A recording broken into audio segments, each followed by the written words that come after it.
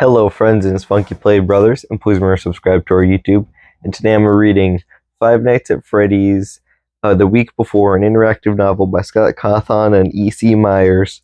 This is a choose your own adventure book, so you go to the intro page here and it'll tell you what page to turn to for a different choice, and you turn to that page depending on the choice you choose. And I'm going to be reading complete night one.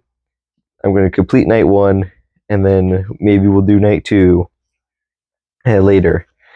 You are Ralph, and working security at Freddy Fazbear's Pizza is your dream job.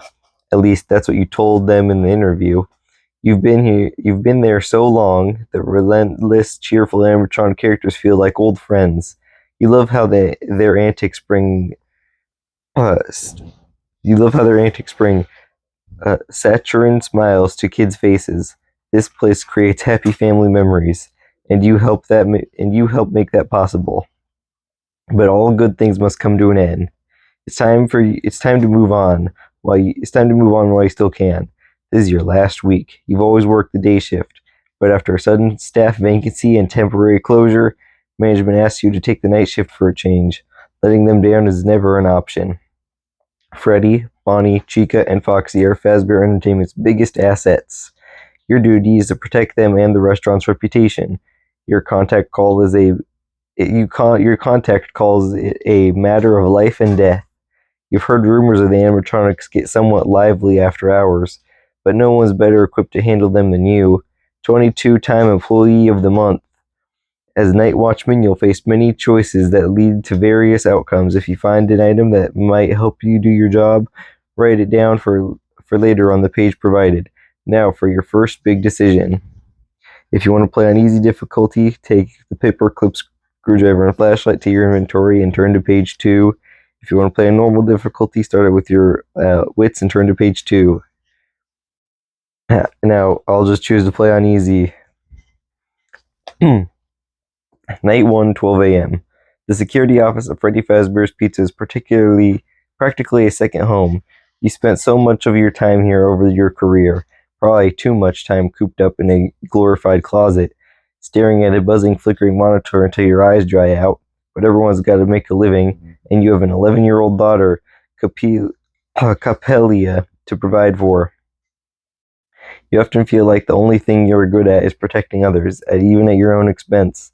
The office is always dark since there aren't any outside windows, but somehow at night it still manages to give you the creeps. You're probably just spooked because you're all alone in the restaurant, aside from Freddy, Bonnie, Chica, and Foxy. Animatronics aren't fantastic conversationalists, but boy, can they sing and dance. Of course, they've also been known to do other things. Rumor is they've become strangely aggressive lately, but surely those glitches were ignored or ironed out, or they would have they wouldn't have reopened the place. Not that customers have exactly been flocking back just yet. After the restaurant closes and everyone is gone, the animatronics enter roaming mode and walk around to prevent their servos from locking up. You hear heavy footsteps echoing out in the hall. Clomp, clomp, clomp. If animatronics encounter you in the restaurant at night, they should ignore you, but your safest bet is to stay in the office until 6 a.m. When they return to the stage, enter sleep mode and recharge. You can go home. Management cares about their employees, and it's time-consuming and expensive to hire and train new ones, not to mention the occasional legal fees and the hassle of covering up accidents. So they installed reinforced doors on either side of the office in the unlikely event that an animatronic visits you here. You can open and shut the east and west doors by pressing the big red button in the doorways. The light switch below then illuminates the east and west halls outside your office so you can see whether anything is out there. Surviving the night probably seems like a low bar for a job, but this isn't just about collecting a check. You may have to venture out of the office from time to time. The animatronics are clumsy and mindless. Naturally, if they break something out there, you have to go fix it and clean up the mess right away so the restaurant is ready to open. Just in case any customers show up, think of the children. Of course, your your number one concern is making sure nothing happens to Freddy, Bonnie, Chica, and Foxy. Or Freddy, Bonnie, and Chica, and and don't forget about Foxy. Do not forget about Foxy. There are 3 security monitors on the desk, but 2 of them are always on the fritz. Replacing them would let you see more, but you guess management spends the money on those doors instead. You use the control panel in front of you to switch the one working display to feeds from various cameras around the restaurant. You check the stage first. Your heart pounds when you see Bonnie and Chica are gone. So that's who you heard walking around the restaurant. Freddy's just hanging out up there on his own. The brown bear is dapper as always in his black top hat and bow tie. You're glad they restored the vintage animatronics with this classic look. Freddy doesn't wander much, but if he's above all Freddy doesn't wander much, as if he's above all that just because he's the star of the show. Or maybe he's saving his energy for something. I'm the star of this show, you tell yourself as you switch over to the Pirate's Cove camera. Foxy is shy. The curtains are drawn, so he must still be back there. Before you locate Bonnie and Chica, you discover a situation that demands immediate attention. The lights in the men's restroom are out. You must replace the bulbs before your shift ends, and it's better to do it sooner than later. If you inspect the desk, turn to page 5. If you exit through the door to your left, turn to page 6. If you exit through the door to your right, turn to page 7. If you check the cameras again, turn to page 8. I'm going to inspect the desk. The new day shift security guard that left quite a mess. Scrunched up food wrappers and empty soda cups everywhere. You know it can be hard to stay awake while watching cameras for 6 hours, but there's an unspoken rule in this office. Keep it clean for the next person. You're going to have to leave a passive-aggressive note before you finish tonight. They'll never make Employee of the Month with an attitude like that. Just because we don't often meet our fellow employees doesn't mean we aren't a part of the same friendly Fazbear family. Trademark. It's important to have some pride and consideration. And this is one of the reasons you agreed to record those training videos for new hires and leave phone messages as part of orientation. It helps you feel a connection onto the other guards. You hope hearing a calm voice helps them keep it level-headed when things get tense. And it's nice to know that even after you leave this job, part of you will always remain here. You yank open the top metal drawer, and yep, more trash. You pluck out the crumpled balls of paper and soda cups and spot something small and shiny on the bottom of the desk. A paperclip. Those always come in handy. You slip it into your pocket and finish tidying up the office. All those soda cups remind you about the restroom and those broken lights you have to take care of. Add paperclip to your inventory and turn back to page 4. Now I'm going to exit through the right door, turn to page 7. The restrooms are located on the east side of the restaurant, so you head through the door on your right. You glance at the rules for safety posters as you exit the security office. You don't know why there are posters in this corner, where kids shouldn't be anyway. The rules certainly don't apply to you, especially number 8, leave before dark. You laugh nervously. The hallway is decorated with cheerful stars and a checkerboard strip matching the floor tiles. But the dim light from the lone fixture overhead makes the fading decor seem almost sinister, especially the vintage character posters for Chica, Freddy, and Bonnie. What was that? You thought you heard something, but it was far off, a clanking sound, maybe from the kitchen, the kind of sound a 6-foot-tall animatronic chicken might make if it knocked a metal pot off a counter. You pause and strain your ears to listen, but you hear nothing more. You reach the dining area, and overhead light illuminates 6 long tables already prepped for a party, with confetti tablecloths and party hats lined up. You start to make your way to the restroom, but you freeze at the sound of slow, heavy footsteps. If you hide under a table, turn to page 9. If you hurry towards the bathroom, turn to page 10. If you knock over a table as a distraction, turn to page 11. I'm going to turn to page 9. You scramble under a table and lie on your stomach, peering out from under the tablecloth. Now you feel the vibration of footsteps as well as hear them. The plod toward the dining area, the animatronics would be moving faster if they knew your location. If you make a break for it and stay low beneath the tables, you might be able to reach the restrooms without being spotted, or you can cower here silently and hope whoever it is moves on soon. If you keep waiting, turn to page 12. If you hurry towards the bathroom, turn to page 10.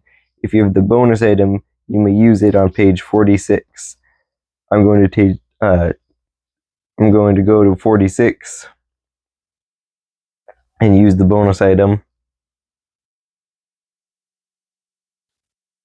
You wait for the animatronic to leave, but it doesn't seem to be in any hurry. It's just pacing back and forth. Even though it hardly matters which one it is, you want to know anyway.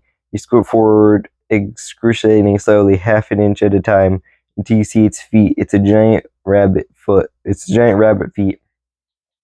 I thought a rabbit's foot was supposed to be lucky. You think Bonnie could be here all night. If he leads back to the stage to recharge just before 6 a.m., you won't have enough time to fix the light bulbs in the bathroom before your shift ends. And then it's goodbye employee of the month streak. This is your last week on the job, but you've put so many good years of your life into it. You'd hate to throw it all away and ruin a perfect record. Suddenly remember the mobile phone you have. Maybe you can use that somehow. If you call another phone in the restaurant, it might distract Bonnie. Or you call for help. The animatronics aren't supposed to behave like this, and you worry they will only get worse if you worry, and you worry they will only get worse if you don't do something.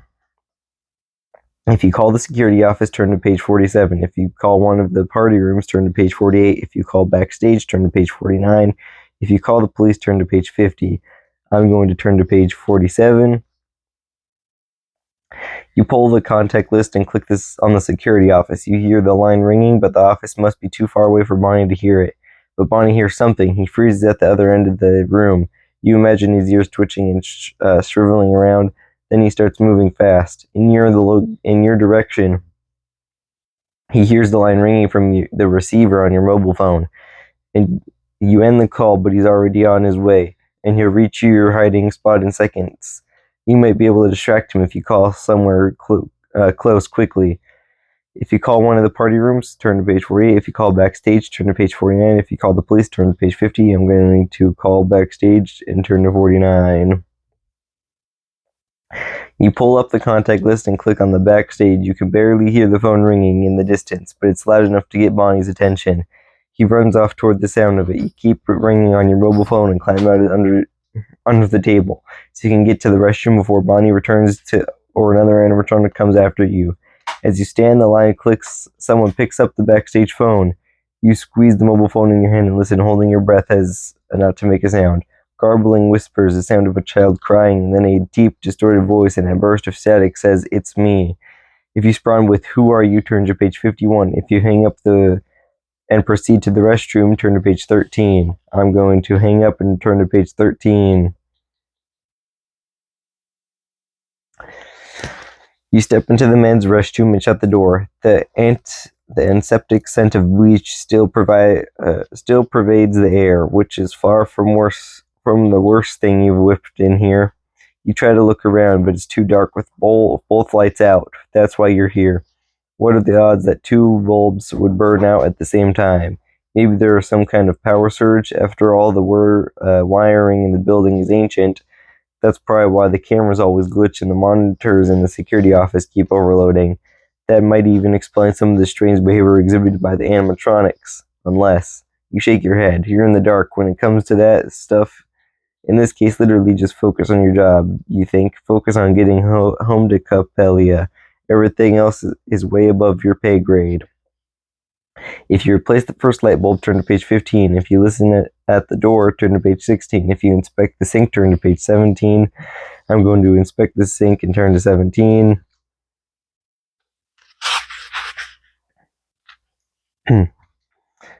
Plink, plink, plink. That dripping faucet is so annoying you can't concentrate on anything else. You turn to your right and feel the sink set as you edge along the wall. When you reach them, you tighten the hot and cold water taps until the drip stops. The sink is filled with water and appears that something is clogging the drain. You probe it and feel something soft and slimy. You pry it loose and squish it in your fingers. It's slightly sticky. You raise it to your nose and sniff attentively. Chewed gum? Ew. With the obstruction, remove the water drains out of the sink, gurgling down the pipes. Add chewed gum to your inventory and turn back to page 13. And now I'm going to listen at the door, turn to page 16. Maybe the darkness is making you paranoid, but you press your ear against the door and listen. If an animatronic follows you into the restroom, it won't be great for you. There's only one way out. At least I'm in the best place for a person to lose control of their bladder. You chuckle and wince at the sound of echoes around you.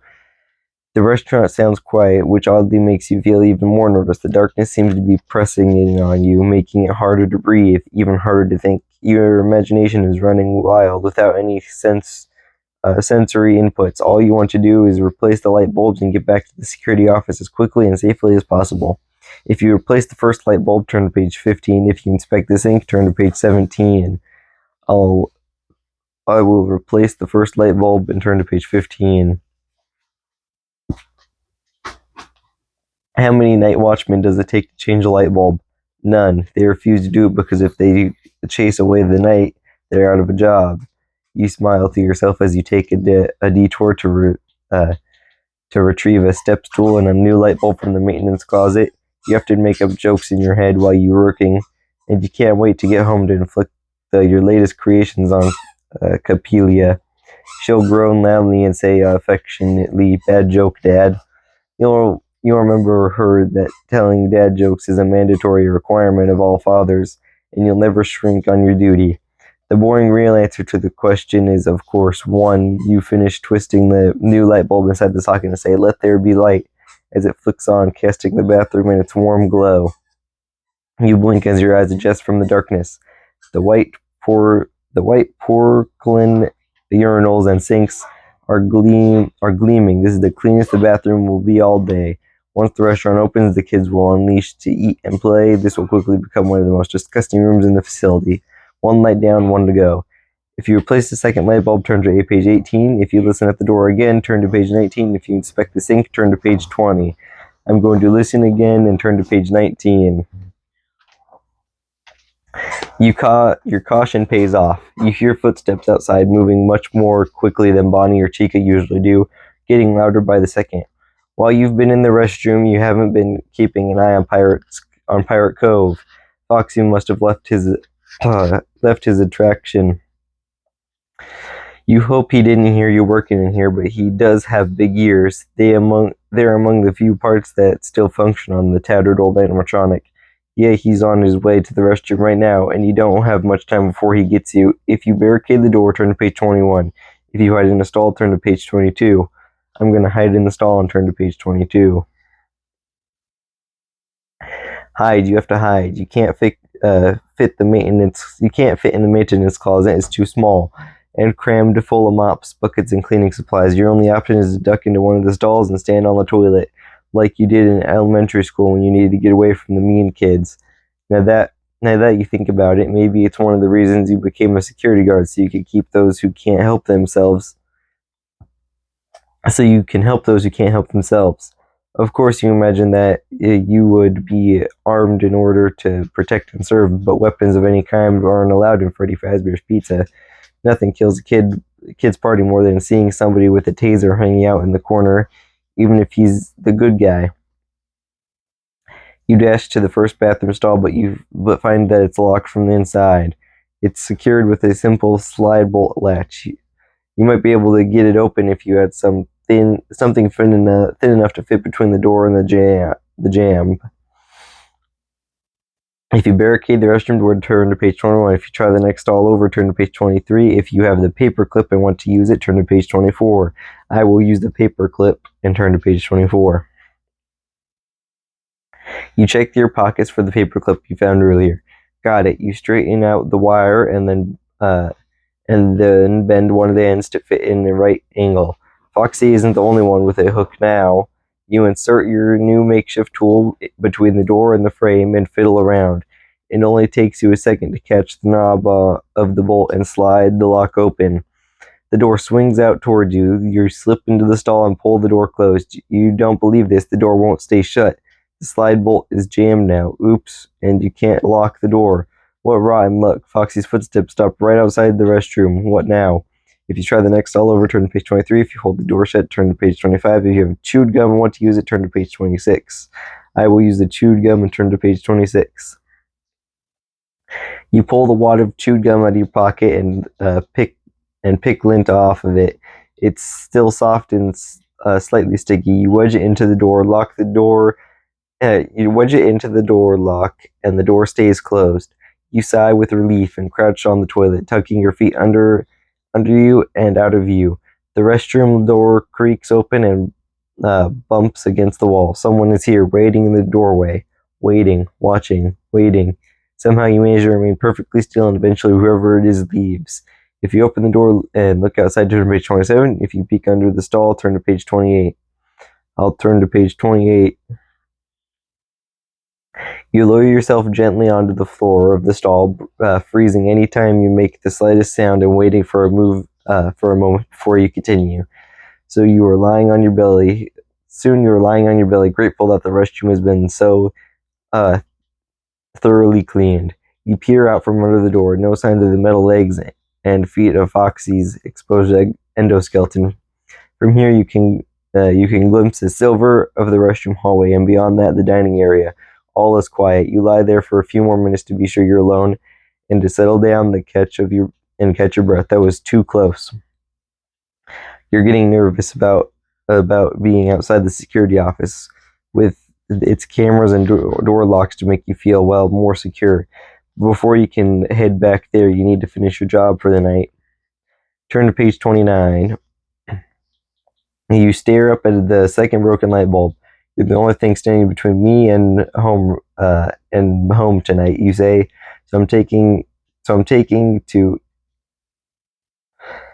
stare up at the second broken light bulb. You're the only thing standing between me and home tonight, you say. So I'm talking to inanimate objects now, and myself. That's awesome. You've been through a lot already. You're tempted to leave now, knowing that someone or on the day shift will have to replace the light bulb and fix the bathroom door if you don't. But like you said in one of your training videos for the restaurant, you can't spell team without M and E. After the bite of 87, you heard some of the staff twist that around to you can't spell team without MEAT. You don't much appreciate that. People deal with tragedy and loss in their own ways, sometimes with humor. But hey, at least it shows that they were listening during their orientation. If you replace the second light bulb, turn to page 30. If you look inside the second bathroom stall, turn to page 31. I'll turn to page 31. The close call with Foxy has you on edge, jumping at shadows and constantly glancing over your shoulder. You're pretty sure the second bathroom stall is empty, so why do you hear hoarse, garbling whispers coming from inside? You can't make out the words, but it sounds like something is reciting poetry or song, a children's rhyme, or maybe it's the jingle from a TV commercial. Something strange, something remains. It's probably an ad for laundry detergent, but where is it coming from? You pull the door towards you slowly, empty or not quiet. A ballpoint pen is lying on the floor at the base of the toilet. You don't know how the cleaning crew missed that, but you're definitely going to shove it in their face. You stepped into the stall and retrieved the pen. The door of the stall bumps closed behind you. Your pulse quickens as you imagine yourself being trapped in here. But you force yourself to turn around calmly. Then that's when you see the words written on the inside of the door in angry scribbles of ink. It's me. Weird, you'll have to leave a note for the crew to scrub that off first thing in the morning. And you'll be sure to suggest the management that they add no vandalism to the list of rules. You exit the stall and go replace the second broken light bulb. Add ballpoint pen to your inventory and turn to page 30. You replace the second light bulb even faster than the first. The later it gets, the more dangerous it is to be outside the security office. You haven't been watching the cameras, but you have to assume all the animatronics are walking around now. With the bathroom once again bright and cheerful, you can head back to safety, but getting there will be very unsafe. You return to the step stool to the maintenance closet and dispose of the old burned out bulbs in the trash. You glimpse your reflection in the wide mirror. You look terrible. The light reveals deep shadows under your eyes. Transitioning from the day shift to the night shift is already starting to fatigue you, making you question what's real and what isn't. At least it's only for a week, and then you can rest as much as you want before driving back into your job search. A position is opening up for a security guard at your daughter's school, and you really hope to get it. But middle schoolers can be just as difficult to handle as animatronics. In some ways, Freddy, Bonnie, Chica, and Foxy are just big, terrifying kids. You hope you don't run into any of them on your way back to the office. Better hurry, your shift is almost over. If you leave the restroom right away, turn to page 32. And if you listen at the door, turn to page 33. I'll turn to page 32. You can't wait to return to the security office, so you open the bathroom door. Bonnie is in the hallway. The 6-foot-tall rabbit animatronic looks down at you with marvelant red eyes, groaning softly. His strained voice sounds uncannily human. You only have a split second to act if it isn't already too late. If you slam the door, turn to page 34. If you try to slip past him, turn to page 35. I will slam the door and turn to page 34.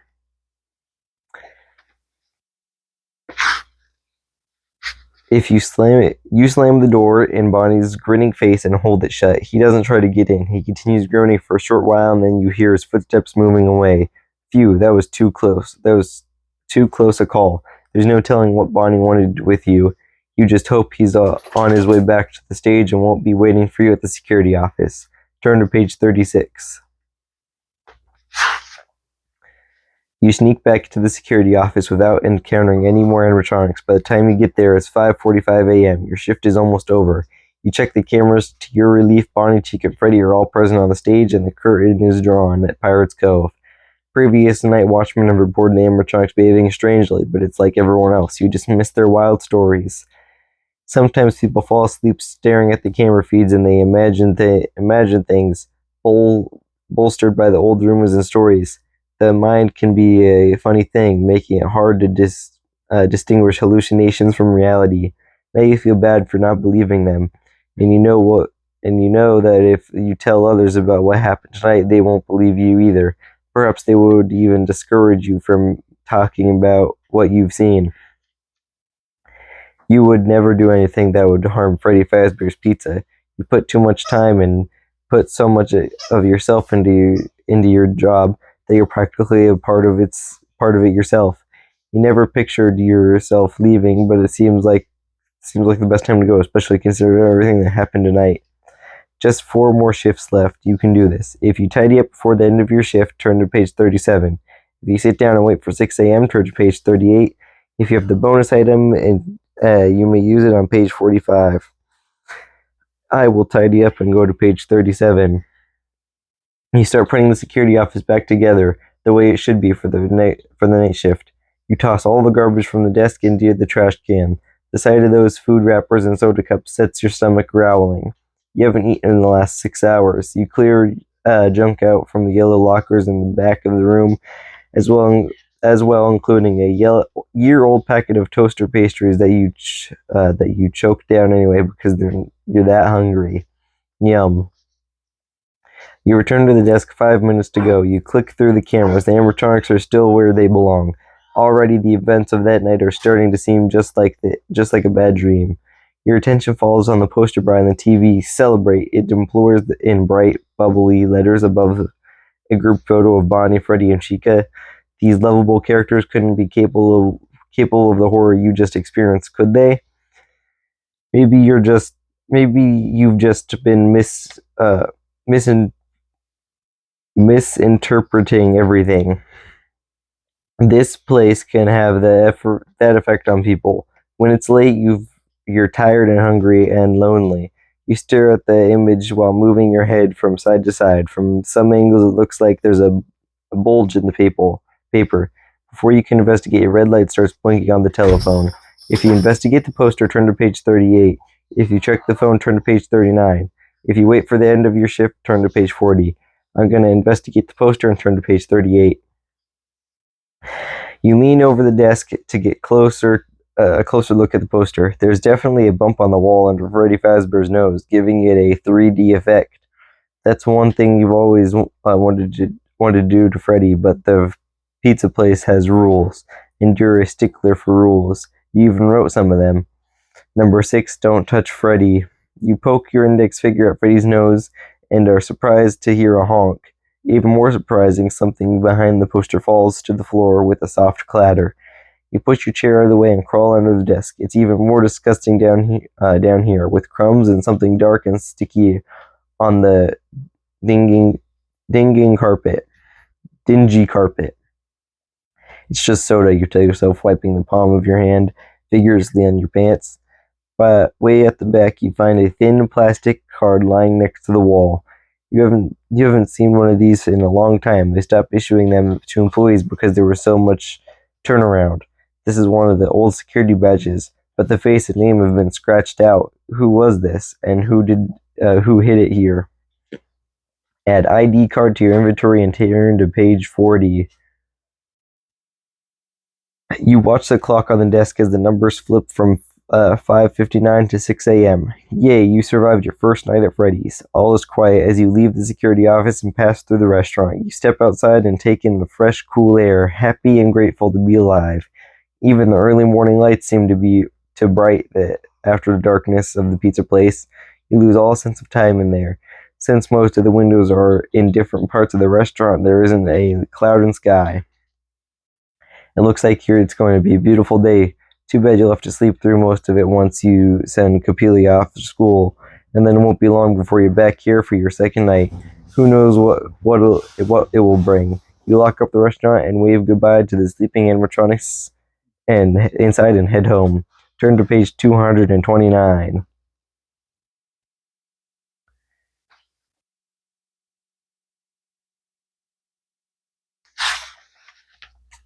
When you get home at 6:30 a.m., you wish you could go to bed, but your day isn't over just yet. Now it's time for your second but most important job, parenting. This one is full-time and pays nil, but you wouldn't have it any other way.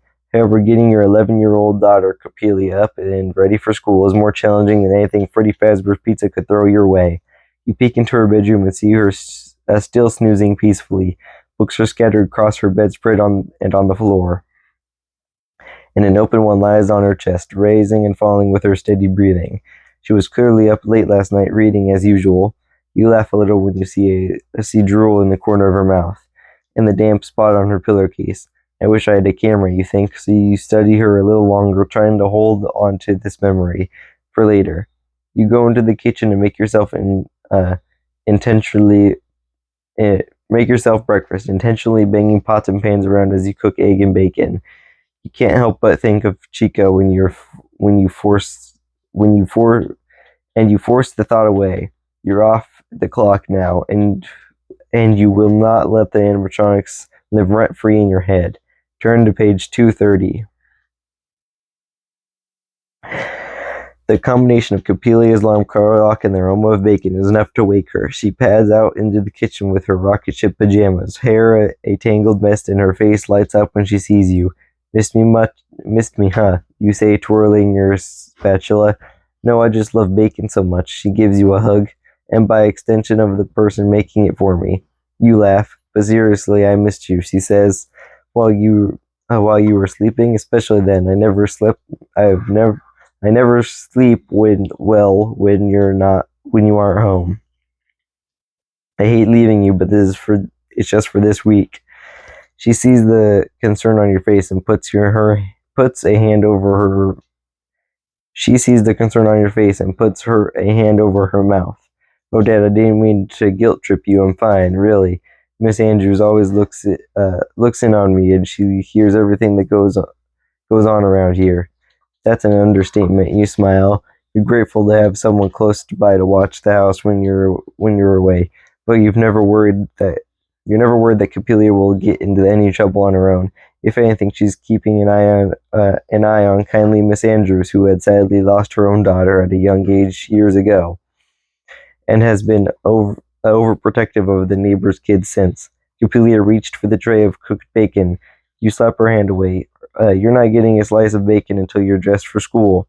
She sticks her tongue out and disappears into her room. Turn to page 231. Coppelia comes back in record time with her hair neatly tied in a ponytail, a bedazzled purple t-shirt, tights, and a jean jacket. She sits down, and you put a heaping amount of bacon on her plate that she immediately starts shoveling into her mouth. How was work, she asks.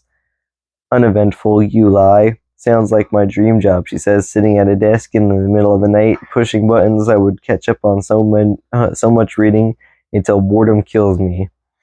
You would not be killed by boredom at Freddy's, you say, and promise me you'll never work there.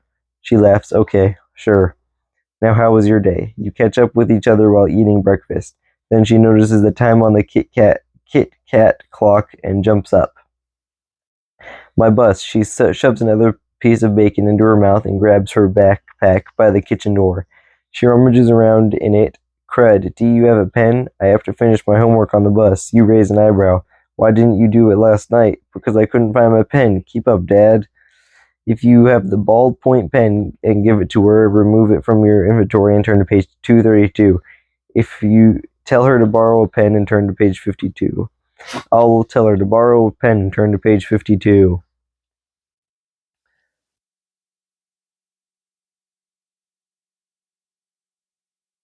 And night 2, 12 a.m. And that's where we're going to stop.